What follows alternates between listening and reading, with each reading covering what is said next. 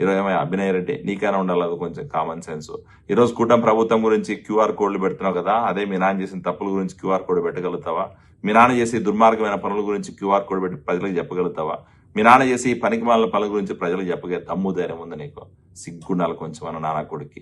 ఈరోజు ఆ తిరుమల తిరుపతి దేవస్థానం వెంకటేశ్వర స్వామి దయతో మీకు ఈ హోదా వచ్చింది. ఆ హోదాను కూడా గుర్తు లేకుండా ఈరోజు అదే దేవదేవునికి కుట్ర చేయాలని ప్రయత్నం చేస్తున్నాడు. ఆ పుణ్యక్షేత్రాన్ని అపవిత్రం చేయాలని ప్రయత్నం చేస్తున్నాడు.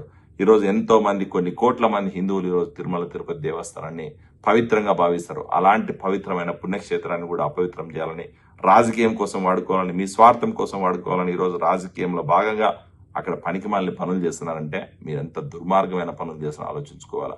ప్రతి దానికి కర్మ సిద్ధాంతం ఉంటుంది. మీరు చేసే కర్మలన్నిటికీ కూడా ఖచ్చితంగా కూడా కర్మ విమోచనం ఉంటుంది. ఖచ్చితంగా మీరు ఆ కర్మకి అనుభవించాల్సిన అవసరం ఉంటుంది. రాబోయే రోజుల్లో ఆ దేవదేవుడే మేము తగిన గుణపాఠం చెప్తాను మేము నమ్ముతున్నాం. Thank you.